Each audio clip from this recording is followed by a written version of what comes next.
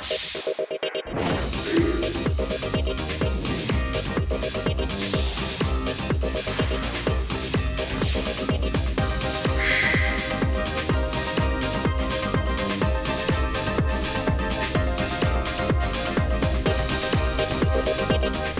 to Weekly News Highlights, where we wrap up your week with a glimpse back into what went on over the past week. I'm Kim Dami in Seoul. President Yoon Suk Yeol sat down with the head of a group representing absent trainee doctors for talks on the medical school quota hike. The 2-hour-long talks ended without a breakthrough. North Korea this week claimed success in testing a new solid-fuel hypersonic ballistic missile, showing off its weapons development. But the South Korean military saw the regime's claims as pure exaggeration. It's officially springtime here in South Korea, with streets being colored all pink with full-blossomed cherry blossoms. After President Yoon Suk Yeol's proposal to have face-to-face talks with absent trainee doctors, the head of the trainee doctors group finally sat down with Yoon on Thursday. Yoon reportedly heard all that had to be said, but the 2-hour-long dialogue ended with no conclusion. Talks in Seoul on Thursday between President Yoon Suk Yeol and the Korean Intern and Resident Association lasted for a little over 2 hours. Afterward, the presidential office said in a written statement that the president listened closely to the opinions of trainee doctors delivered by Park Dan, the head of KIRA. Yoon's office said that Park explained in detail about the poor working conditions experienced by trainee doctors, and the two exchanged opinions regarding the issue. The office also said the president will respect the opinions of trainee doctors in future discussions with the medical field about medical reforms. Park posted on social media after the meeting that there is no future for medicine in South Korea, but did not elaborate further. This follows President Yoon's public address on the issue earlier this week, where he highlighted his will to speak with the doctors. South Korea is nearly 50 days into a collective walkout by doctors in training, protesting the government's plans for medical reform and an increase in the country's total medical school enrollment quota by 2,000 a year, beginning with 2025 admissions.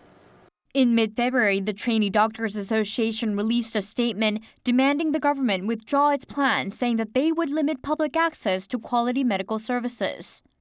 But the government has stood firm, saying that South Korea will need an additional 15,000 doctors by the year 2035. 이시후, Arirang News. It's no exaggeration to say the year 2024 is a significant election year, with elections taking place across the globe, affecting nearly half of the global population. There's one imminent here in South Korea, with just a few days left until the general election. Our National Assembly correspondent Lee Si-woo sat down with experts to see what this election means for other countries around the world. 2024 has been dubbed the ultimate election year, with national elections scheduled or expected in at least 64 countries. Taiwan was one of the first to lead the way, electing its new president in January, and later this year, in November, the U.S. will elect its new president. As for South Korea's 22nd general election, political science and foreign diplomacy experts say it's garnering much global attention. I think it's an object of interest not only in Asian countries but also around the world, because it will have a great influence on not just the Asian order but also the world order, depending on what kind of conservative and progressive governments are established. The election carries special implications for other democracies.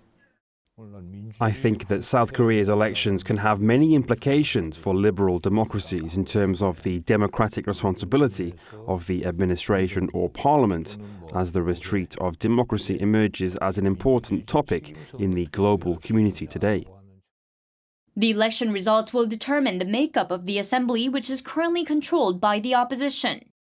From the general perspective, definitely it's the election has a meaning of the midterm election for the incumbent Yoon government. So definitely the results have a significant impact on the remaining political tenures for President Yoon's. The question is, how will it change foreign relations? Because from the trilateral cooperation perspective, United States and the Japanese sides want to be for a pro U.S. ally party, but as you know, the divided foreign policy approach from the incumbent party and the opposition party. So, if the conservative ruling party wins this election, I think the existing Korea-US relationship will be very resilient. Then I think the relationship between the Yoon Suk Yeol government and the Biden government in the United States will be more closely established. On the contrary, if the Democratic Party wins the majority, it's expected that the Asia-Pacific diplomatic relations centered around Korea, the US and Japan, sought by the Yoon Suk Yeol administration, will take some time. Experts say inter-Korean relationships could also take a different shape as the ruling and opposition parties pursue divided approaches. Hawk-like policies are expected from the ruling party, while more reconciliation with Pyongyang is expected from the opposition. As South Korea faces many geopolitical, inter-Korean, and industrial challenges, political experts say that the country is at a crucial crossroads of choices that will determine its national future. Lee Si-hu, Arirang News. Fruit shopping has not been so enjoyable for many shoppers here in the country with the soaring cost of fresh fruits. In fact, data clearly showed the consumer price index accelerated 3.1% on-year in March, all because of the high fruit prices. Our Moon Hae-ryun has the details. Inflation in South Korea has continued to hover in the 3% range for 2 consecutive months on the back of high prices of fresh fruit. Data from Statistics Korea released on Tuesday shows that the country's consumer price index, a key gauge of inflation, rose 3.1% in March compared to the same month the year before. Core inflation, excluding volatile food and energy prices, came to 2.4%, while the index measuring 144 daily necessities rose 3.8%.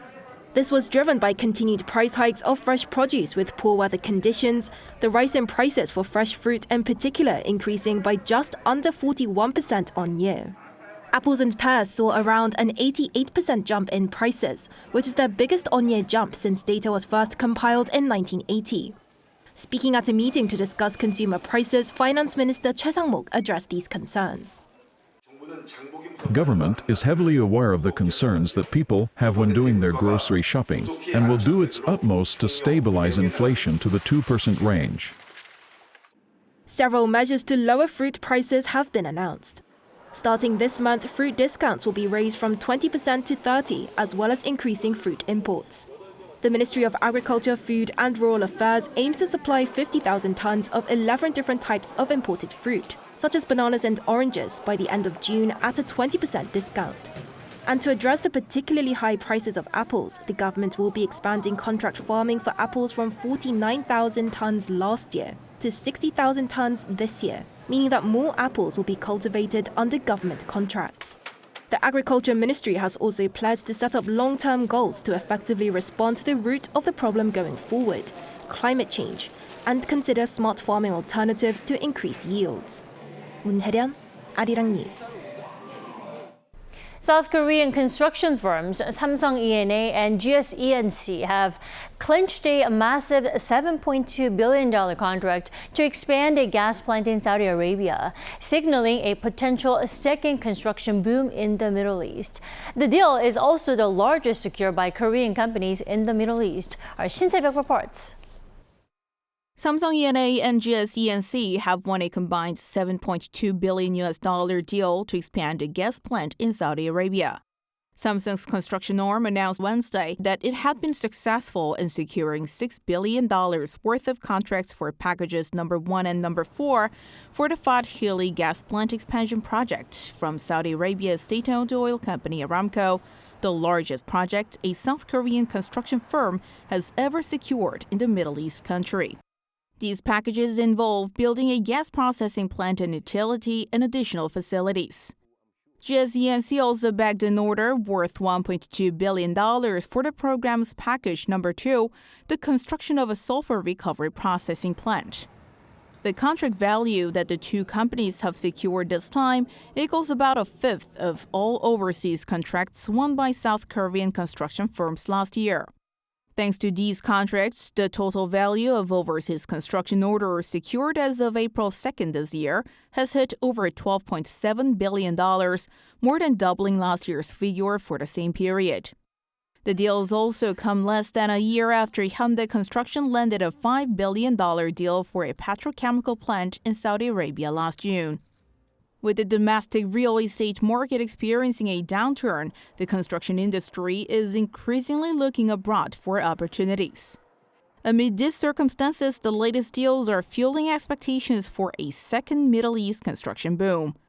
This potential boom harks back to the first one in the 1970s, when Korean construction firms made significant inroads into the Middle East, setting the stage for Korea's rapid economic growth. The presidential office hailed the contract on Wednesday, saying it resulted from President Yoon Suk Yeol's summit diplomacy with Saudi Arabia's Crown Prince Mohammed bin Salman. The two leaders have exchanged visits, with President Yoon making a state visit to Riyadh last October, where an agreement was made to strengthen cooperation in infrastructure. According to Aramco, Saudi's state petroleum company, the project will increase the Fat Hilli gas plant's processing capacity from 2.5 to up to 4 billion standard cubic feet per day, raising production capacity by more than 60% by 2030 compared to 2021. 신새벽 아리랑 뉴스.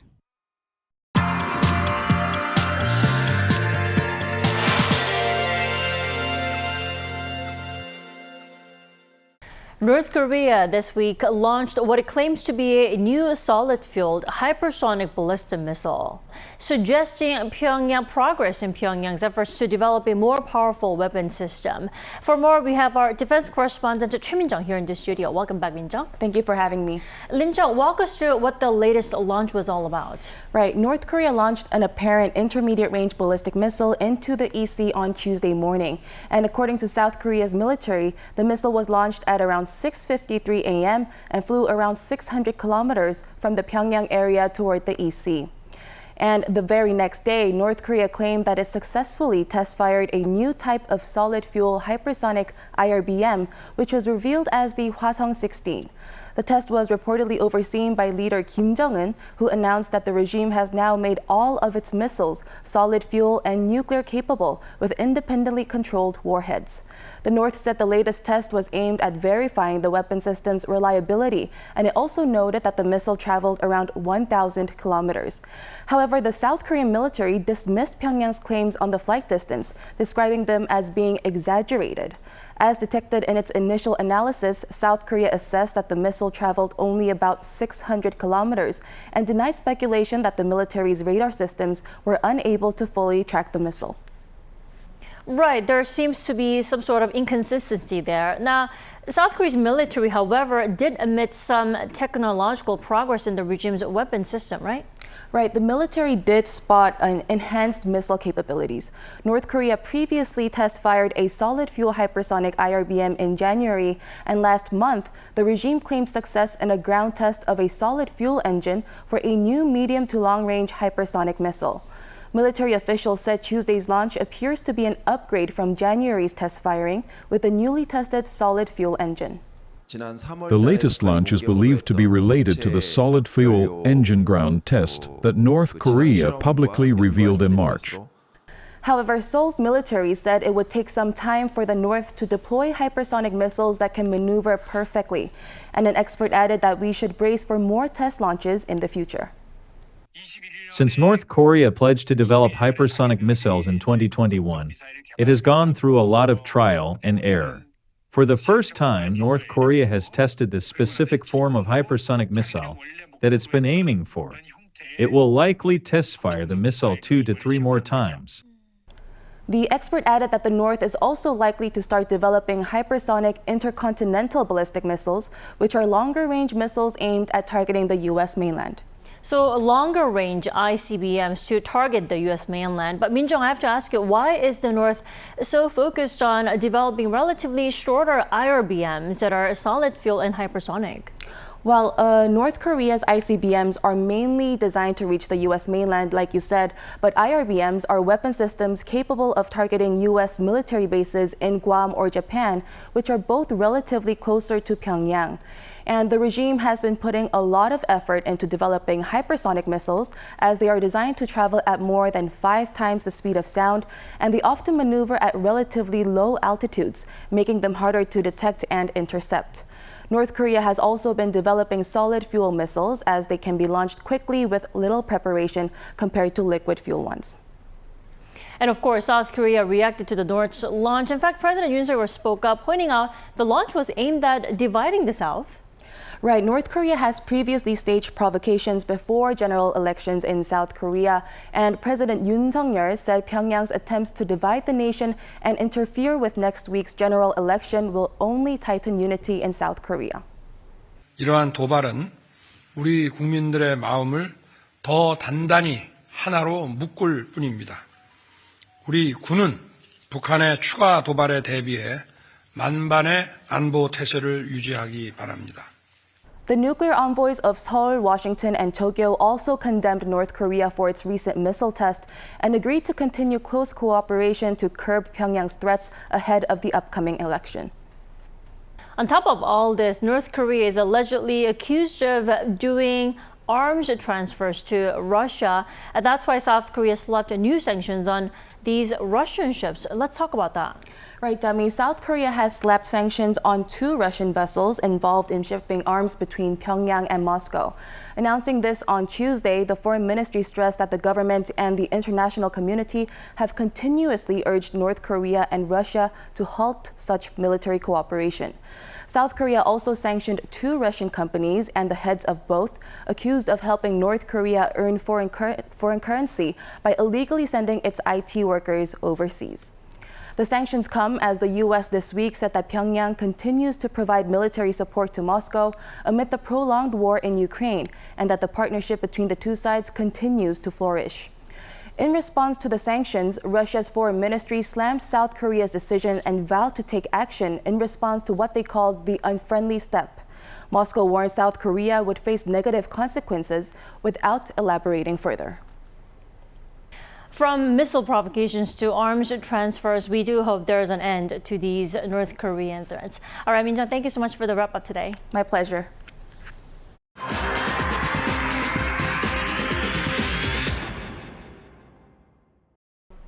The much-beloved cherry blossoms are back in town, officially opening springtime here in the country. Our Choi Soo-hyung was out and about in the capital, Seoul, to share some of the beautiful scenes. The scent of spring has returned. This year, many people have been waiting for the cherry blossoms to bloom. It was expected that this would happen about a week earlier than last year, starting around mid-March. But the weather at the time, including sudden cold snaps and spring rain showers, delayed the blossoms. As a result, they actually bloomed 4 to 5 days later than usual. Despite being a weekday, as Thursday, from even early morning, many visitors were around enjoying the onset of spring. This is my first day here, and this is a very beautiful place to see the flowers, and there's no such a big place like in Taiwan, so yeah, I'm very enjoying it. Until last week, the weather was a bit cold, so even if the flowers bloomed, it would have been difficult to enjoy them. But now that the weather has warmed up and the flowers are in full bloom, it's even nicer to come out and see them. Many cherry blossom spots nationwide had planned festivals for the end of March. The Yeouido Cherry Blossom Festival was also originally scheduled to start on March 29th and end of April 4th. However, due to the late blooming, a change in plans became necessary.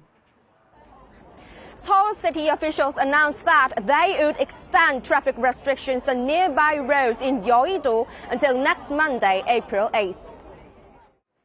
Facilities such as shelters for picnics, photo zones and temporary health centers set up for the festival will also remain open until then, providing convenience and rest spaces for visitors. The Korea Meteorological Administration has forecast that, despite the weather having had a significant impact so far, people will be able to enjoy cherry blossoms in full bloom this weekend. For those who want to know the best spots to enjoy the stunning views, use Exit 1 of National Assembly Station or Exit 2 of Yeouido Station and Subway Line 5. Choi Soo-hyung, Arirang News. These days, workplaces are undergoing changes with a new trend which is being called the office Big Bang era. Jumping on this trend, Korea's Jeju Island recently introduced a new type of office culture. Our culture correspondent Song Yoo-jin reports on what this trend is all about. It's a typical workday on Jeju Island. Inside the 7-story building in Jeju City, Kim Sung-uk is busy at work. Kim works for the Jeju provincial government, but today, instead of heading to the government complex, he's here at a second office. So this is the Sotung Center or Communication Center in Jeju City. So here, people can read books and try out a wide range of cultural activities like carpentry and cooking, but for some, this is another office. Kim is among the more than 60 participants in the Jeju Special Self-Governing Province's Another Office project. In March, Jeju became the first local government in Korea to launch this initiative. The office environment has a profound impact on human behavior, cognition, and psychology. Yet, the public sector tends to be rigid, making it challenging to foster cognitive flexibility and creativity. So we started exploring alternative office spaces outside. Currently, there are 13 of these offices across the island, 8 in Jeju City and 5 in Seogwipo City. About 800 level 6 or below Jeju government employees are eligible to apply. They just have to select a date and location and sign up a week before. For them, it's an opportunity to enhance their work efficiency, which is why Kim Sung-uk has already used the program 3 times. Tasks like documenting last year's work require my full attention. In the office, I sometimes spend the whole day on something that could be done in 1 or 2 hours. Especially when my boss calls, I help out colleagues or receive multiple phone calls. So I saw another office as the perfect solution for staying focused. Communicating with my colleagues is not a problem as I can do so via phone, video calls, and online messaging. For the government, there is no financial burden as all of these offices are public or government-owned buildings. While Jeju is the only region that has adopted this system so far, this reflects a growing trend in Korea's workplace culture. After COVID, many companies have adopted remote working or working outside traditional office settings. Local governments, particularly outside the major cities, see this trend as a way to attract talent and boost their economies. Throughout the year, Jeju plans to open up more workspaces and expand participation so that more people can have their own another office. Song Yoo-jin, Arirang News, Jeju. Korea's Kimchi Day, which falls on November 22nd, is also celebrated on a national level over in Argentina, thanks to the efforts of one former lawmaker there. Our Kim Bo-kyung sat down with her. Kimchi is an integral part of Koreans' everyday lives, a food that represents national identity. South Korea in 2020 declared November 22nd as Kimchi Day to raise awareness globally about this Korean staple. Ever since then, cities and regions in other countries have declared their own Kimchi Day. But in 2023, Argentina became the first to do so at a national level. This was possible thanks to kimchi lover and former Senator Magdalena Soler Quintana, who led a bill being passed in her country's Senate and House. During her recent visit to South Korea to become a global ambassador promoting kimchi, she cited its health benefits as one of the reasons for its increasing popularity. People in Argentina enjoy beef, so fat intake is very high, so kimchi is a great match. Argentinian people are very interested in health along with the effectiveness of probiotics. This has naturally led to kimchi's popularity. The bill was introduced in the Senate in July 2021, and it took almost 2 years for it to pass the lower house. Magdalena personally persuaded other lawmakers, and she says her will to show respect to the first-generation Korean immigrant community in Argentina was her motivation. When they settled in Argentina, they tried eating Korean food fused with Argentina's. It is our way to show gratitude towards the Korean immigrant society that's been living here for 60 years.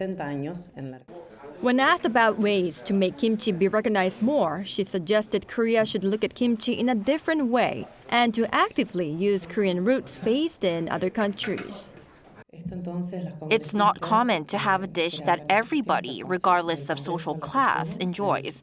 The Korean immigrant community is very well formed in every corner of America. If Korea uses an asset like this along with social media, kimchi could be recognized more. Hoping that Kimchi Day becomes the foundation for boosting bilateral ties, she vows to make kimchi more well-known in Argentina. Kim Bo-kyung, Arirang News. That is all we have for this week. We thank you for watching Weekly News Highlights. Enjoy the rest of your weekend.